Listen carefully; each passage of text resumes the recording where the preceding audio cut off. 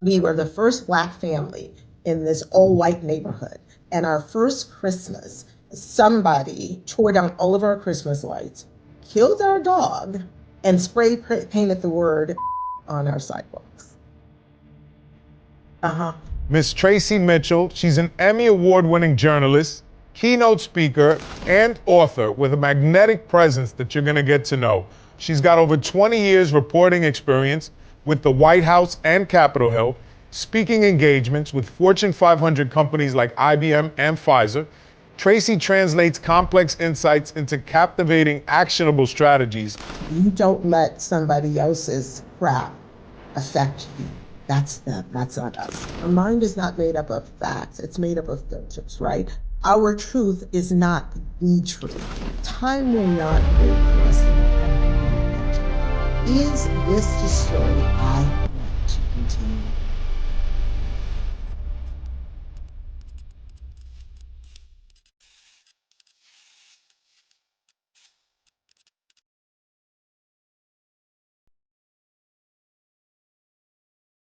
Welcome to another episode of the Real Mentors podcast. Today, we've got a virtual guest. We're mixing it up with our usual in studio and our new setup here, which we're blessed and grateful to have with the one and only Muhammad Ali behind us.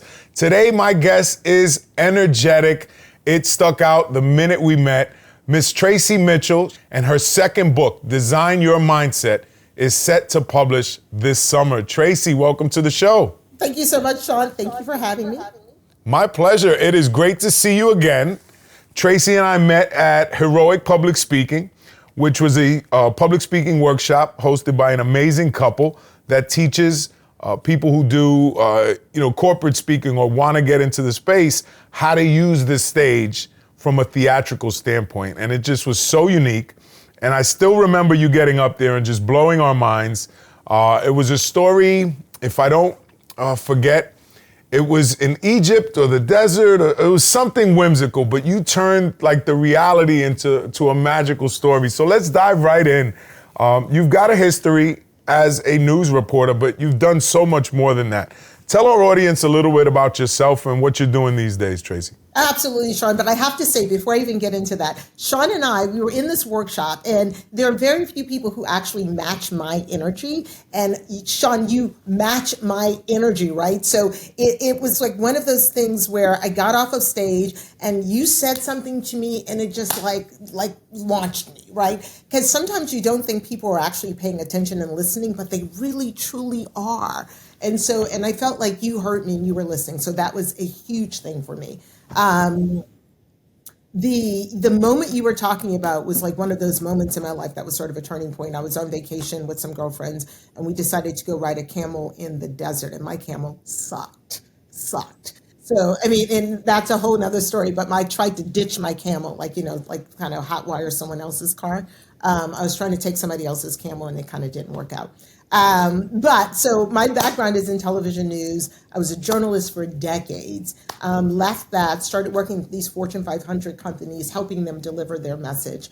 And what I realized, Sean, along the way, and this is what I love about you too, is I was really good at telling other people's stories. I was really good at helping them build their narratives, but I was not good at telling my own story, right? And at some point in my career, I truly thought my story wasn't worth telling because it wasn't bad enough. I told so many bad stories that led the newscast, and people loved like the bad stories, right?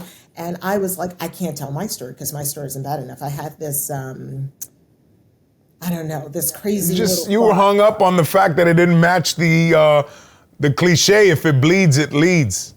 And how sad is that? That the first thing you see on a local news program is death, destruction, blood, robbery, something that would basically hook the viewer in. And boy, have we taken it to another level with social media. You have 3 minutes to hook, or 3 seconds to hook somebody, and therefore, we love the salaciousness just by nature. That is 100%. What drags people in. Right. So they kind of took that news model, turned it into social media, but it's like a second, right? It happens like this. And we can't dismiss that or It's crazy the way the world works, right? I always say when you're looking at social media, you're looking at someone's inside and comparing it outside actually, and comparing it to your insides, right? And I was kind of doing that. So, it's the highlights versus the rest of reality. But again, it speaks to the fact that, all right, social media is a highlight reel. We did something great. You got to see a 20-second clip. We went to a concert. You got to see how exciting our life is. And the other 23 hours of the day, which, weren't as exciting, we don't really focus on that. And it's the same thing, but in reverse for the negative. When it bleeds, it leads. The murder that happens. I asked my friends from out of town, and their perception of New York is just horrendous for obvious reasons. Because in this climate, it would just make sense, right? If our political views don't line up, let's just give you all the bad things about those places. And it's a city of 9 million people, roughly 25 million in the greater New York area. So crime is going to happen, but it happens at such a small scale. But if you watch the news, it is the first thing they're going to tell you. It happens every day, all day long, down the street from you, around the corner. In the suburbs. It does not matter. It's going to happen. Here's the funny thing. I remember reading this study, and I can't remember who did it, but there was a study that came out that said it is natural and normal for us to focus on the negative. It's like our brain is wired to focus on the negative. It could be positive all day long, and that one thing happens, like, you're literally killing it all day long, but one person calls you and says, I think I'm going to pull out. You're like, I can't believe you lost The rug is out from under me. You know what I mean? It's like, that's all you're focused on. That's how our brain is wired. Just posted today, there's that whole story that we have 60,000 thoughts a day. I don't know who took the time to count it, but the majority of them are negative. Our brains are wired to protect us. Our brains are wired to be skeptical, keep us from danger.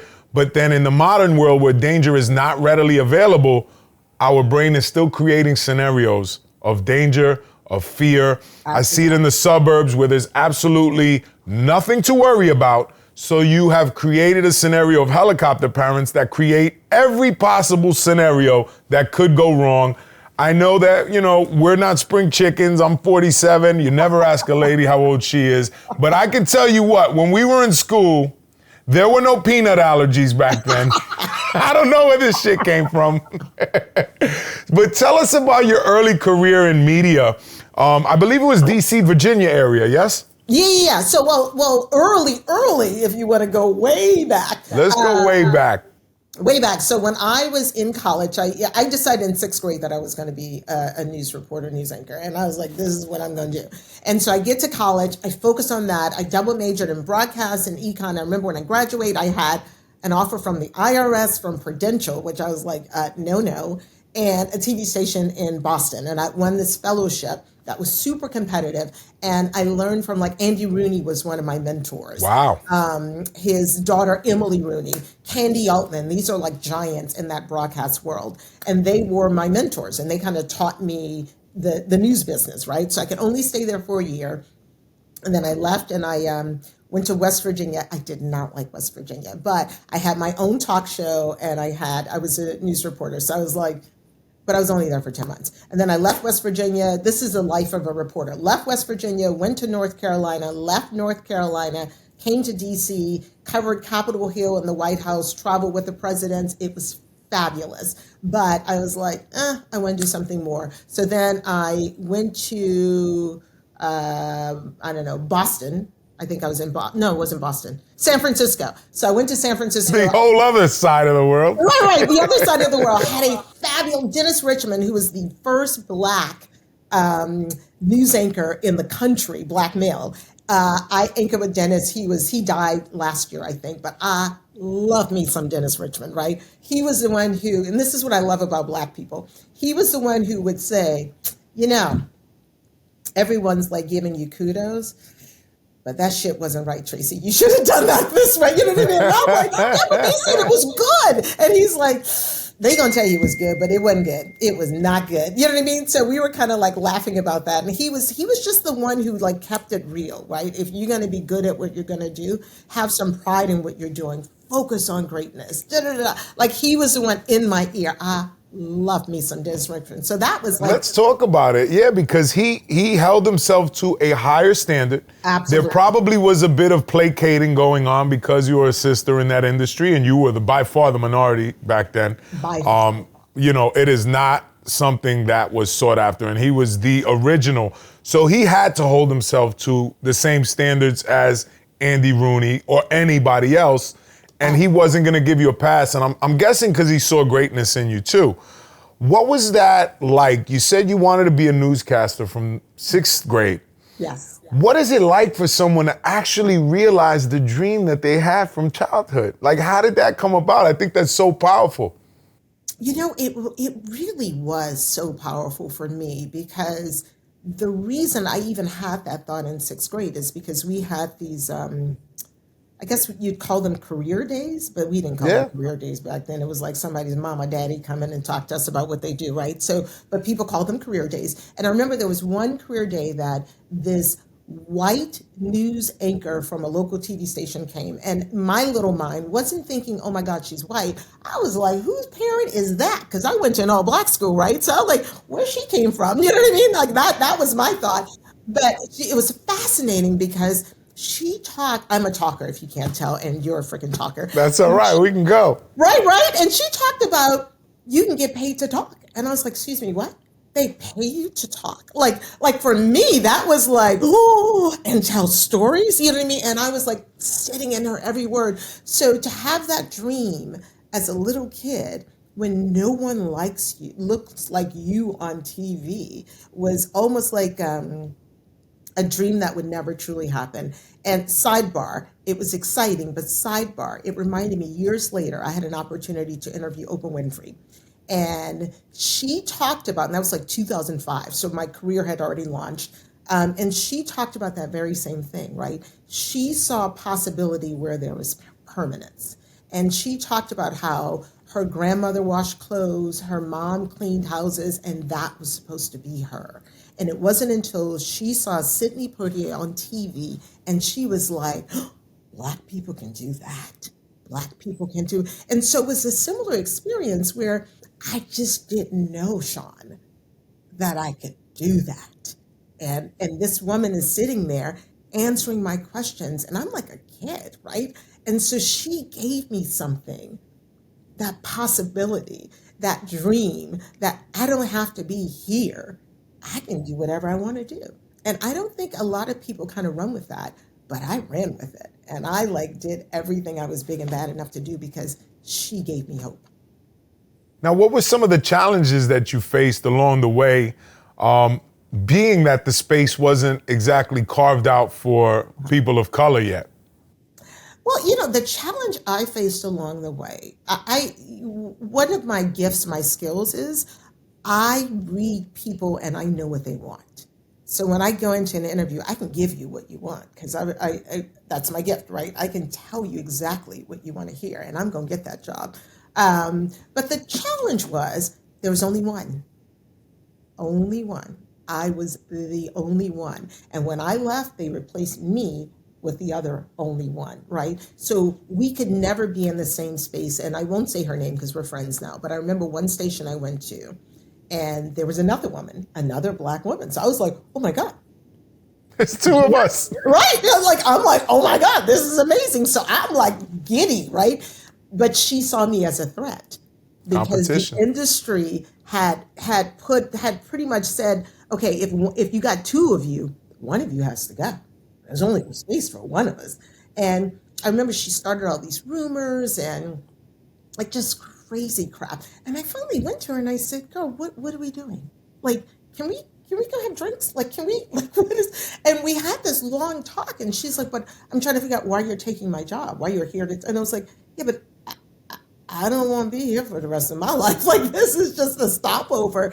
And, we talked about it and we hugged it out. And years later, same thing happened. I was leaving. I said to my boss, hey, I want to train the person coming in, whoever it is, because I knew it was going to be another Black woman. So she's like, okay, so Black woman comes in and she is cold and nasty. And I was like, okay, let me tell you what we're not going to do. You know what I mean? And so it was that conversation. And that was 10 years ago. And I bumped into her about 6 months ago.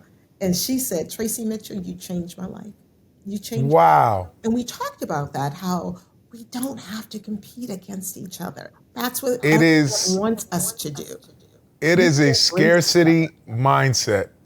I think human beings in general, right? But we have to look at through the lens of how we grew up. And I think it's even more personified. Now that I've seen more of the world and the country, I know that it's a poverty problem, it's a poverty mindset, and it's a scarcity mindset. If there's not enough for me, then hell no, there's not enough for you. And I know that in our communities of color, and then you add poverty to that, the crabs in a barrel, cliche pops up. But it's so true. There is enough to go around. I even remember young in my career getting on stage and I'd have the entire industry of doctors and lawyers there, and it's very cutthroat. And I'd go on stage and just be me and say, hey, there's enough to go around, guys. And it sounded ridiculous in the setting. But how did you maintain that heart-centric energy that you have, that I felt when we met? Because it's scarcity for some people, but it's abundance for others. And I know you're a person of abundance. Did you get that from someone growing up, one of your parents, a mentor, or has that always just been you? You know what? I feel like my mother was that person.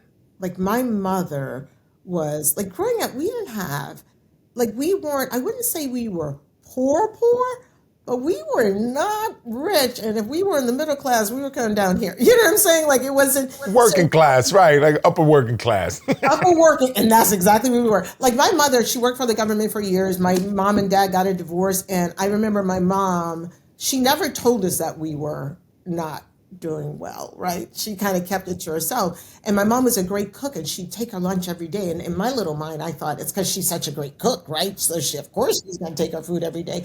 And then she got a part-time job working at Saks. And I'm like, of course she's going to work at Saks because, she likes clothes. You know what I mean? Like, so I'm coming up with all these, because I didn't know. She never told me. But she was taking Protected her food. you from She it. couldn't afford to buy food. She was working at Saks because she needed the money to send us to this little private school we were going to, right? And she had no money. So it was like her resilience, her, hold your head up, never look down. There's always another way, Traci. There's always a room for everybody. We had this incident when I was a kid. We were the first Black family in this all-white neighborhood. And our first Christmas, somebody tore down all of our Christmas lights, killed our dog, and spray painted the word on our sidewalks. Like all on our side of our house, all over the sidewalks. We'd only been there for a few months. So from then on, I was never allowed to go to my home after school. I had to go to my grandparents' house. Until mom picked you up. Right. And so, but my mom never faltered. Like, I'm sure she cried, right? But I never saw her cry. I never saw her hang her head down. It was like, you know what, Traci? This is somebody who is just mean and they just don't understand who we are. And she goes, you don't let somebody else's crap affect you. That's them. That's not us. We gonna keep Round of applause So that's for my Mama mom. Mitchell. Yes, Mama Mitchell is, she was fantastic. That is amazing, and we see it now. People fear what they don't understand. We're just coming off the Super Bowl performance. And, I have some conservative friends from the West Coast, and they're great people. They're family first, faith-based. But, I went to St. George, Utah. It was me and the stewardess were the only two people of color, and depending who you ask, this ain't much color. So, it is natural to fear what you don't understand. So the context here is they were already assuming, because they watch conservative media outlets, that Bad Bunny was gonna come on and bash America and anti-ICE and this and that. And at the end of the day, he just went to shake his ass and play some music and do what reggaeton is all about, have a good time. And my buddy had the presence and the class to post something on social just saying, nothing happened that was told that was gonna happen, and congrats to Bad Bunny. Now, of course, there's the conservative aspect of his music is a little racy in the context, but I guess we didn't get that because we don't speak Spanish or whatever. But again, that's neither here nor there. That is how fear is perpetuated. Absolutely. It is through mixed and false messaging. And I always say that even those ugly things that happen to you, if those people had the humanity to get to know you all, we have far more in common than we do apart as human Okay, but beings. here's the funny thing, Sean. So that neighborhood, it's a very well-established neighborhood. Very few people move out. Homes don't come on the market. So as we grew up, right, and we kept the house forever, but as we grew up, all the neighbors, we all started getting to know each other, right? We all started hanging out. The neighbor 2 doors down taught me how to swim. I hung out at the other neighbor's house down the street. I would, you see what I'm saying? So Because their kids weren't a reflection of that. Yeah. and whoever it was didn't move out of the neighborhood. We never knew. We never found out who did I it. was just going to ask, no? We all became friendly in the neighborhood. They looked out for our house. We looked out for their house. You know what I'm saying? There must have been a lot of shame behind that to I'm whoever. sure there was. It's a matter of people just, it's sort of the thing that I try to talk about in the book. If we allow ourselves to understand that our mind is not made up of facts, it's made up of filters, right? Our truth is not the truth, right? So if we can step into someone else's reality, if we can understand someone else's story, we can all live in harmony and peace. But first you got to understand your own damn story and all of your skeletons and spiders and, you know what I mean, all the ugly stuff that you've dealt with, you got to deal with that. And all of the beautiful stuff, right? So when we know our narrative, we allow others to tell theirs. So it was just a matter of, this is my story. You know, we're just working class people trying to find a better place for our kids. You know, we want our kids to grow up in harmony with abundance and all this other stuff, just like you want your kids to grow up. And that's what most human beings want. And I always use this example. When I go back to the city or the Bronx or Harlem and I go to an event, I remember having this one poignant conversation with a guy who was a nonprofit higher up, and he ran a pretty sizable nonprofit, or still does. And they're very anti-Donald Trump, and I get why. I don't argue that point. But I told him from a perspective of, like, my neighbors, for instance, right? Because I've both been in prison, and I've also been to the 1% and then some. I have a wide-ranging knowledge, and then I take the time to get to know people as people. And I told him, what's going on here, brother, is if you've never had a piece of the American dream, it is alive and well, but it's under attack for your ability to attain it. And if your parents or grandparents or even you have attained that American dream and you live in the suburbs and things are getting tight and inflation and all the things, people feel like something's being taken from them. Absolutely. Like you said, the truth is only a matter of perspective. Absolutely. And let's dive into the book, because you mentioned it, and I know you touch on so many of the things that you've learned and a lot of the wisdom that you've gained through both your experience and now in this second chapter of life after, media. So let's get into that. What's the book about? I know it's coming out this spring, this summer. So still working on the title, but I think it's going to be Design Your Mindset, right? So how you can, we all have the power. It's like we sit in the story that other people told us that we should sit in, right? Our grandparents, our parents, our boyfriends, our husbands, everyone else has a piece of us, right? Very few of us know who we are anymore. And social media, Lord, that just is a whole nother thing. But it's all about how do we redefine our mindset so that we become the person who we are meant to be, right? This year, for example, or last year, 2025, was a horrible year. It was like literally, I call it my symphony of sorrow. And my dad died, then my cousin died, then my aunt died, then my uncle died. I was like, Lord, I just can't take anymore, right? And I kind of sat in that grief. But Sean, what it did for me was the golden nugget, I guess, I pulled out of it was, time will not wait for us to become who we are meant to be. And we spend so many hours thinking about, dreaming about all the things we want to do, all the things we want to create, the person we're going to become when this is over, when our kids go to school, I'm going to do this. When I get that divorce, I'm going to start living, like I'm going to be happy. Time is not going to wait for us to do that. And I think we get so confused by what today means. Today, this moment right now is the only thing we've got. Yesterday is done. We don't know what's going to happen in the future. So if we can just capture this moment and decide now, this is what I want to do to find that joy, that peace, to live in abundance, I'm going to do it. So that's what the book is about, right? How do we redefine how we think so that we can become the person we want to be, the one we dream about? What are some of the things that people who have dreams but are feeling down on themselves? And more importantly, I think it's a world full of distractions. So the more technology, the more we move along in time, the more distractions there are, both superficial, internally, and those things reinforce each other. What are some of the things that people can do to break the pattern of distraction, break the pattern of negative thinking and self-talk, and start to move toward these dreams, to start to move toward these gut instincts that they were meant for more? I think you have to sit in your silence, right? So that time when I interviewed Oprah, this is kind of when it all started. She asked me, like I'm asking her, oh my God, how did you do this? How did you start a TV show? How did you become Oprah? And I said, what's so special about you? And I just had all these questions. And she's like, she kind of looked back and she goes, oh, you don't know why you're here, do you? And I was like, I don't. You know what I mean? And at the time I didn't. And she goes, oh, sweetie, you got to learn to sit in your own silence. It doesn't matter what someone else is telling you. She goes, do you meditate? And I said, I don't.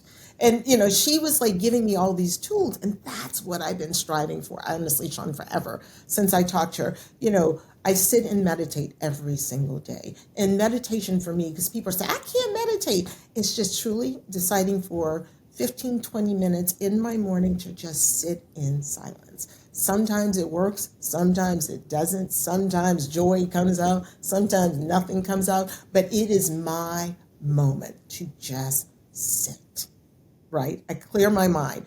I started practicing yoga, and I am not a yoga person at all. I went to this practice and this woman was like, girl, you got a lot of fire going on and a lot of wind in Ayurvedic medicine. And she's like, your wind is burning your fire and you're like burning shit down. I was like, that's a great way of describing me. That's a compliment. And she's like, you need yoga. And I was like, oh, yoga takes too long. I don't want to do that. And I did it for a week and it was kind of fabulous, Sean. I'm not going to lie.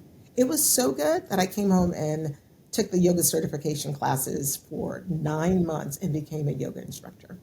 Wow, you dove all the way in. Is that part of your personality? I think that's part of my personality.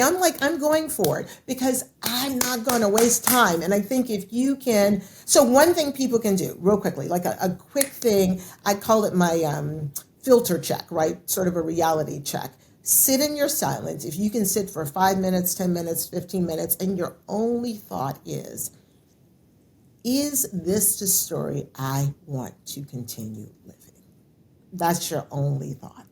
Like you have to pull yourself back. It's almost like taking yourself out of your own body and just looking at, this is where I've been, this is what I'm doing. How do I get out of this? I mean, Sean, you're like a freaking poster child for this, right? I can ask you, how did you pull yourself out of this, right? Like you are the lesson for everyone. It was ironically in prison. Mm-hmm. I got to sit in silence for the first time, and I got to know who I was and what I wanted. And I started to pick up the right books that steered me in the right direction. And I started to absorb the information, first of all, but then also, I started to realize I was telling myself a story and that I could tell myself a new story. And then if I took the time to write things down and dream, because ironically enough, when you sit in silence and you're not distracted, you have the power to dream and vividly. And I think what that 2 years away did was give me that gift. I wasn't able to drink or use drugs, which were an issue for me before that. I was able to sit around because you have nothing but time, even in that environment. And I don't know, man. It was preordained. And again, it was the meaning I gave it, right? Because you just experienced all these terrible things, all these deaths last year, and it didn't feel like it at the time. But boy, death will do one thing for you. if you're looking at it through a healthy lens, and that is to put things in perspective and realize that we are not here forever and we are not here to waste time. And just to put in perspective, prior to this call, I had a rescheduled coaching call with one of my clients, and he told me, right off the bat, listen, I don't want to bring down the mood here. My father passed away yesterday. And I was like, oh, I got goosebumps right now. And, I just said, all right, we're going to change the whole dynamic. We're not going to talk business. We're just going to dive into what his father meant to him. And he grew up in a chaotic upbringing and not much stability. And he talked about some of the fears he had around starting a family and doing that. And he's got this amazing woman in his life. And, he's committed to not doing all the things he had to go through in growing up. So again, it's a choice. It's a choice. You could use it and repeat it and use that as an excuse. Or you can say, I am never going to let that be my life, no matter how bad the example that was set for you. So it really is just a choice, but it's the acceptance and the belief of that mindset that allows you to start moving forward. And unfortunately, so many people adopt the mindset that they are powerless, that it is an external reasoning. It is the fault of the world or the politician or, the government or racist or, sexist or you name it. Whatever ist can keep you in that mindset, people will gravitate toward that because, like we said earlier on, those 60,000 thoughts and, 80, 90% of them are negative. So it's easy to choose from those.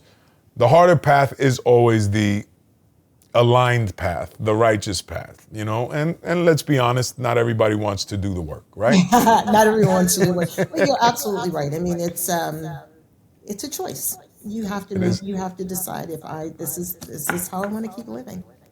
So what is next for you, Traci? I know you got the book coming out. Tell us a little bit about the other things that you do. I know you help women. I don't know if it's women specifically, but you help people storytell in corporate settings for themselves. So tell us a little bit about what else you do and how people can find you as well. So real quickly, I do storytelling coaching, right? Narrative coaching. I help corporate people just, how are you going to, I'm about to work with a bunch of accountants, right? How do you translate those numbers into stories that people can actually understand? Help people understand what it means, the bottom line, the budget, how does it affect them every single day, right? Those complex things, I help them create those narratives. I also do a storytelling coach for a course, I keep saying coach, for women, but that is exclusively for women.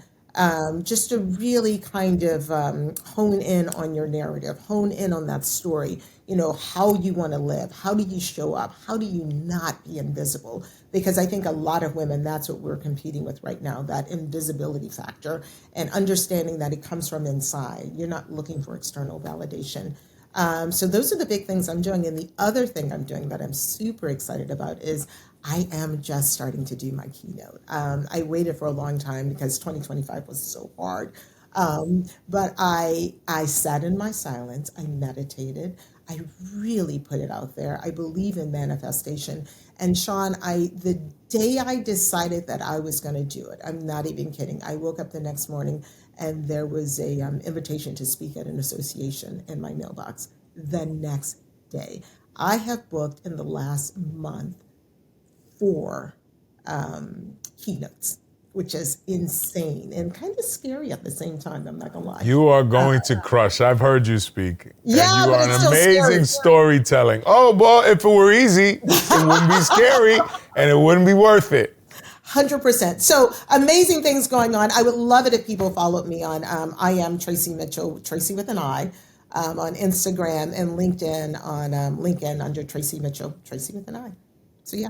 Awesome conversation. I just want to thank you and honor you for coming on. I want to honor you for all the amazing things you've accomplished and the people that you've helped and inspired along the way just by being you, because that energy, when you feel it through the screen is one thing, but when you're next to her, it really does vibrate and it rubs off, and that big smile you got. So I'm wishing you the best with the book launch. Anything we can do to help. Maybe we even hold off on this episode till it makes sense to promote it. We got your back, girl. All right. I love you, Sean. Thank you so much for Love you too. Thank you so much. Thank you all for tuning in to another amazing episode of the Real Mentors Podcast. We hope you got something valuable from Traci today. And as always, let's get it, but don't forget to subscribe. So many people watch these episodes, but don't take this time to subscribe. We are trying to change the narrative around so many things, and we have so many interesting guests that can add value to the world. So help us do that by hitting the subscribe, like, share, all that good stuff. We'll catch you on the next episode. Thank you.